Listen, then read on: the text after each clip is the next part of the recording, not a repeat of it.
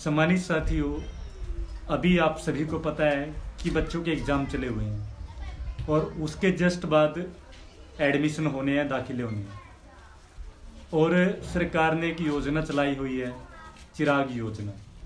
चिराग योजना के तहत जो गरीब परिवारों के बच्चे हैं उनको निजी स्कूलों के अंदर दाखिला लेने का अवसर सरकार प्रदान कर रही है। लेकिन क्या आप लोगों को पता है कि चिराग योजना को चला करके सरकार आपके जो सरकारी स्कूल हैं उनको बंद करने की भी साजिश रच रही है।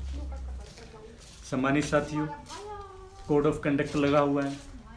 हो सकता है कि इसको देख करके हम पर भी कोई कार्रवाई हो जाए, क्योंकि सरकार के ऊपर सीधा सवाल है।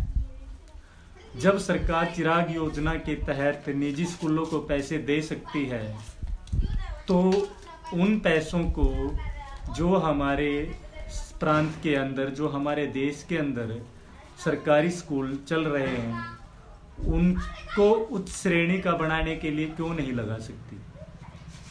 उस पैसे से जो स्कूल हमारे इस समय वर्तमान में बहुत बढ़िया तरीके से बच्चों को शिक्षा देने का काम कर रहे हैं, उनके अंदर जो संसाधन हैं उनको बढ़ाने का काम क्यों नहीं कर रही। जितने भी हमारे सरकारी स्कूल हैं उनके अंदर लैब बनाने का काम सरकार करे ताकि बच्चों को साइंस की जानकारी अध्यापक दे सकें।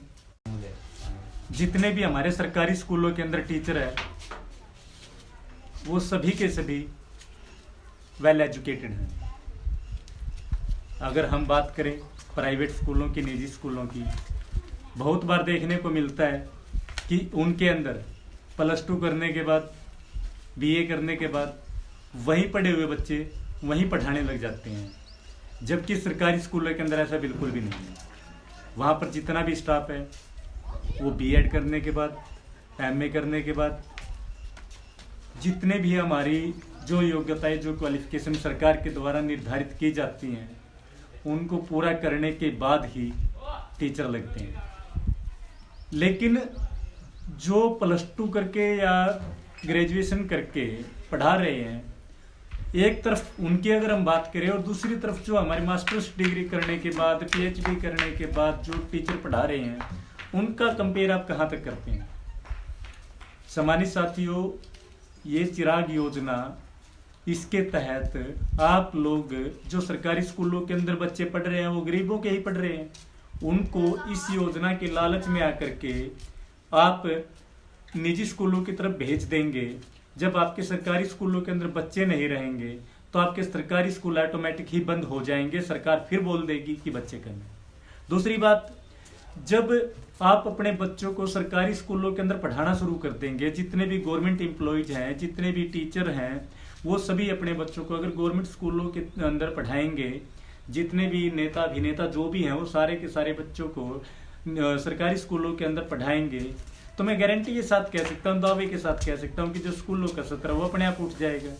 जब निजी स्कूलों के अंदर बच्चे ही नहीं रहेंगे तो निजी स्कूल किसके बलबूते पे चल पाएंगे, कौन उनको चलाएगा। तो इसलिए सम्मानित साथियों, जितने भी राजनीतिक लोग हैं, गवर्नमेंट एम्प्लॉयज हैं, जितने भी नेता अभिनेता हैं, जितने भी सामाजिक कार्यकर्ता जो स्कूलों को बचाने की मुहिम चलाए हुए हैं, जो सरकार की सरकारी व्यवस्था को दुरुस्त करने में लगे हुए हैं, जो चाहते हैं कि निजीकरण ना हो, उन सभी साथियों से रिक्वेस्ट करूंगा कि अपने बच्चों का ज़्यादा से ज़्यादा एडमिशन सरकारी स्कूलों के अंदर करवाएं और सरकारी स्कूलों को उच्च श्रेणी का बढ़ाने के लिए शासन प्रशासन से निरंतर बातचीत करें ताकि वहाँ का जो एजुकेशन लेवल है वो ग्रोथ कर सके और जो मजबूरी में निजी स्कूलों के अंदर जो बच्चों को पढ़ा रहे हैं वो वहाँ ना पढ़ा करके आपके सरकारी स्कूलों के अंदर पढ़ाने का काम करें।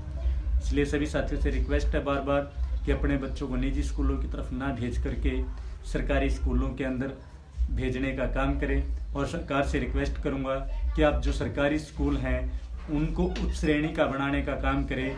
जो इंग्लिश मीडियम की अगर हम बात करते हैं तो क्या हमारे देश के अंदर ऐसे पढ़े लिखे नौजवान नहीं हैं कि जो इंग्लिश मीडियम में आपके बच्चों को पढ़ा सकें।